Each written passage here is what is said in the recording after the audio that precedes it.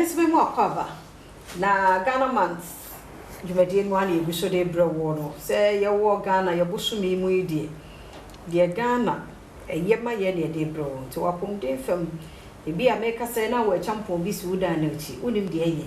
Nenso eboa pa. Dr. Boamah ha ebe kire champon eduro no osa. Ye say ya de wo osa. Lem zo ntime fe champon no ko ansa wo osa. This wonya atane prisla ne set become dog yam akwaba ye nuaba ehuniaba se papa enenso o ayi e champon e de enimu a champon e see two osa se papa see wadawo ma fe femu yo se e champon e de menim se yemudodo a yehwe me no enimu no na ehu nim de na im se yedodo no nim o sa stomach ulcer na okwati e champon a im se wo mpe ne ntem haban a ekum kuro papa honamani kuro ne yam kuro nyina no ekuno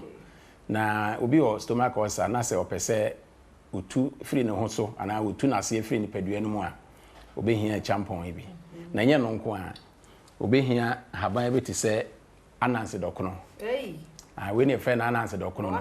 nyina ai na de be ma dodo na hu ne se ebi no friend no abrewa be di to a se oba wo foforo na wontimi ne dia we ne yede ye fra be ye nkwan ma ne die no nti yedi na haban no yede wo fra be edi nti we wo de fra a champon na wanya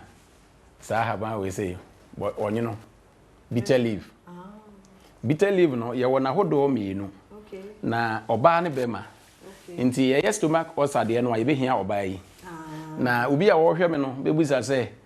me de ne mahunsunso no ye da oba ne be ma ne ntem se wo hwe tv ne so a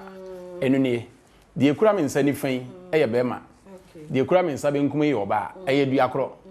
na ne nyina nsi emomu sei oba ne nko isi ne ba bia ne nko ai be ma no oba ne nie na be ma ne nie bia nko na wo a wo kote aduro no na wo hu se ampa se oba na haba no ye na yi ntiantia na na be ma ne de no so ai nkuru akakra na colors no so hwe a we ni green pa ye oba no na we ni so ho na ye se white nti so ne yedam ni ti se wo di ye yemkro de a na wafa na no kwasem ni se yemkro no yemfa de he oba no yemfa oba no nti yemfa be ma no to ne ba bi ti se obi wo stomach ulcer ye pese etu ase a haba miensa we ibetime de aboa no na ye noa e ma ne nom na nopa ne anwumra de enti a yede we ka ho no we san ma ne moja nti yare bia yede ya beduro de ma no yare bia adi nipadua ni nya wo pese utu ase no se wo ma na duro a ese se aduro no e ma no ahode soronko nipadua no Nyankopon ma ahode no wo mu dada na wo ayare sabia no wo nipadua no nti wo di bi be ka ho ama ako atia yare no temra wa ho de na wo nipadua no no e kosoro no na yare no e kofom ti se wotimi ye ne saa yare no be yere afiri nipadua no we no be boa makro na afiri ni mu na wadidi na wanya na ahode nti edas be mena nti ehunu e champon si be bia me yentwamu ma yentwamu mu ne se yemura keke ne mo ye duro de mai onyankopon abode mu haban bia oboye no se wusua ho nimde a obehu se ensi wokwa ho nimde no ye Ghana ha ye won haban makoma mpemiensa na menyi ni se mu bi wo ho a suni mfaso e de mani padua nti ye ko school ne ye se yensua bibi e friend environmental studies a esi nsua plant na etwa ehun ahia no so nka ho eni nsuwa ne kwan ye befa so ne won atena onsa me ka se eni nsuwa ne kwan ye befa so ne won atena no se nsuo bi da wafichire na wa hu se de one ne betena ebedi wunya ama wunya ne so mfa so ebi se nsuo a obi kwoto agya na ya gumu nsuo bi se bia no mo wase ho ti ye befa yare san de abrewa se wudi nini a ebesomo saa na haban no so se yedi nini a na yesua ho nimde nso a de eduro bebre esa de aduane abre that's papa no cheche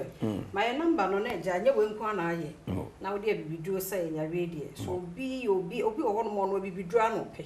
wada ro mo aba na so yo se obi pe bibiduro yare foforo bi etete no na obehia me mo a mahoma no nie 0243 51 0062